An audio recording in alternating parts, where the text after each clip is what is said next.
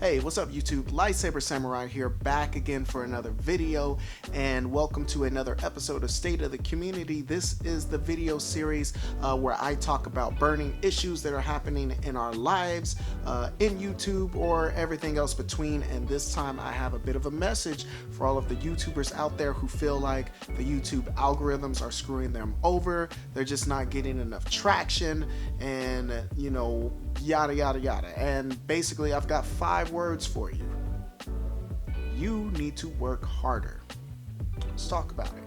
Okay, so basically most of you know, like I said, I've been politicking, trying to get to 1,000 subs this year. Right now I'm at almost 400, so I think I'm doing good. I'm making traction, but currently I put out pretty much 1 video a week and about 1 live stream a week. And like I said, I'm wondering why I'm not gaining traction at a faster rate, despite the fact that I haven't changed my habits at all. I'm still putting out the same amount of content as far as frequency, and this is a little challenge to myself as it is to all of you. A bit of a pet peeve that I have when I'm listening to a lot of YouTubers is they'll say things like, oh, YouTube's algorithms, they don't help the little guy, and why can't I get subs and things like that. And some of these channels that I'm talking about, they're close to 1,000 right now. I know a guy who's got over 700, but he hasn't put out a video in like 6 months. It's like, dude, consistency is key. I've been talking about it. Mainly I've been talking about it so I can get it into my own head that I've got to be more consistent. Like I said, right now I do this on the side. I do photography on the side. I have 2 jobs that I work in addition, and all that aside, I feel like that's basically what I can put out right now and keep the quality where it is, because one thing that I'm afraid of is I don't want my quality to dip, but I'm really in the season where I should just be putting out quantity. I watched a video recently by one of my favorite YouTubers, D4 Darius, quantity over quality, vice versa. He said in the first stage of creation, it should be about quantity. You should just be cranking out videos as quickly as possible, and done is better than perfect, and all of that. And basically that's just to get used to the idea, to the process of creating content. And then once you've got that base, and once you start to get those skills, you can skip to the intermediate phase where you're working on quality, and this is the point where you slow down as far as creating content, and you start putting out higher quality content less often and things like that. And like I said, once you get to the expert level, once you're like a Peter McKinnon or a Casey Neistat or a Ninja or a PewDiePie or whoever, then you can frequently bring out content at a higher quality because you've got a team behind you and you've got all these other resources. So at this point, like I said, I'm sub 500 on the subs, so I'm still in the beginner phase. I should be putting out content more frequently and not really caring so much about the quality, so long as I can get the footage out. This is a 7-day challenge, and starting today, so today is Wednesday, so starting Wednesday, today, that means I'm gonna put out a video every single day for the next 7 days, and I'm gonna see if that gains me any more traction, if I can frequently put out more content. I'm gonna try that actually more than 7 days, as long as I can.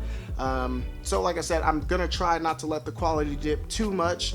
I'm used to using this camera now, and I have an understanding of sound, which, by the way, my previous video on the at games, I don't know what happened to my lav mic. It sounded very echoey. I apologize for that. Sound should be better in this video, but I've got an understanding of the look and feel that I want for my videos, so quality shouldn't dip too much.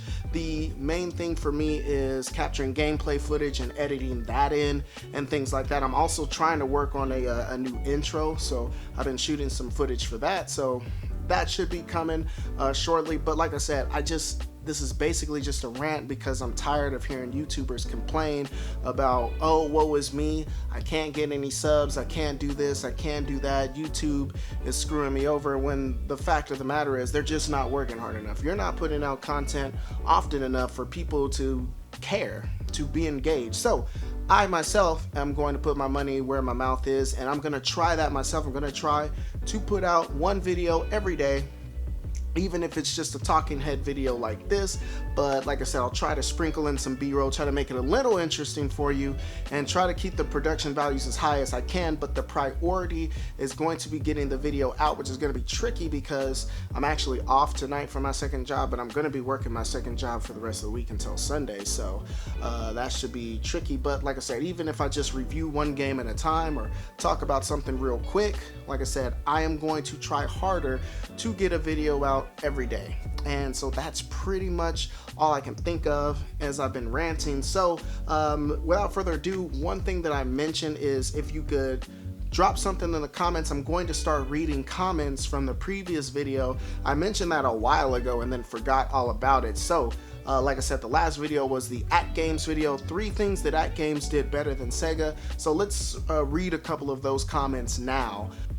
Okay, so first up on the list, Dead Thumb Gamer responded, and he said, I'm not really hyped for the Sega brand Mini. Depending on the success of the mod, I may just get an EverDrive type cart as I feel I have too many Genesis as it is. Later, Saber. So like I said, I agree, the Mini is not for everyone, and perhaps I'll do an episode, State of the Community, my next State of the Community episode. Let's talk about Minis, consoles, and their position and their place and the overall scheme of things. Like I said, an EverDrive card is pretty easy to get. If you don't know what that is, it's basically a physical Genesis card that has a little slot where you can put like an SD card, and the SD card has a bunch of ROMs on it, and then you can put the EverDrive into your regular hardware, whether that's a Genesis or a Super Nintendo, whatever the case, and you basically have the whole library like that.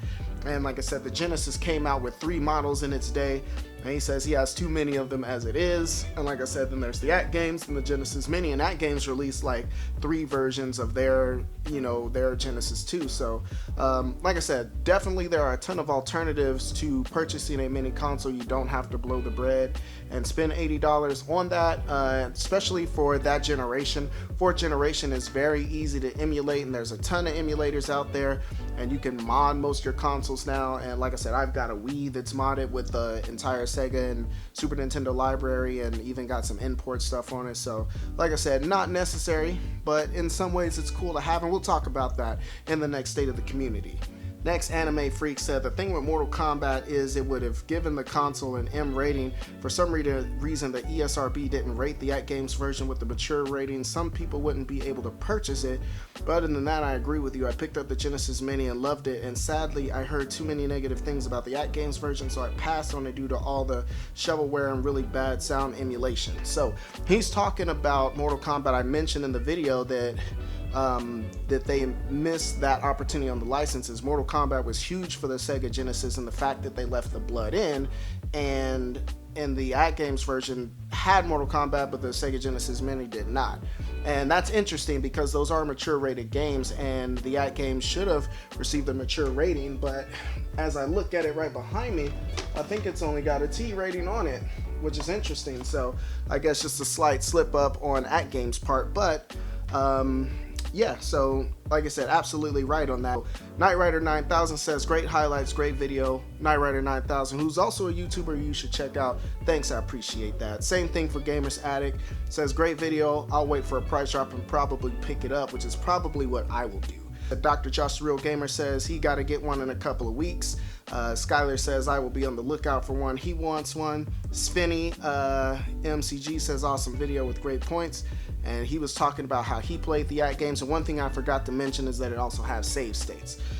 So that's it. Mr. 2000 lastly, he said he's not excited because, again, like I said, emulation is such an easy thing to do that you don't really need to rely on getting a mini system. Like I said, just for the form factor, I think it's cool to have something like that as opposed to like a Raspberry Pi, unless you can mold the Raspberry Pi like casing to look like the console, which some people do. But like I said, interesting. But that's pretty much all I got for this video. So let's talk about it in the comment section below. Questions, comments, concerns, threats. What do you feel about, like I said, just consistency on YouTube? It's a thing I talk about constantly, mainly because I'm trying to beat it into my own head to be more consistent. but I just don't take the time. And if you don't take the time, how will you have the time? Let's talk about it in the comment section below. If you like this content and you haven't done so already, please subscribe and join the Lightsaber Legion, and you can help me reach that first goal of 1,000 subscribers. But I do believe that's all I got for you. Lightsaber Samurai out. Peace.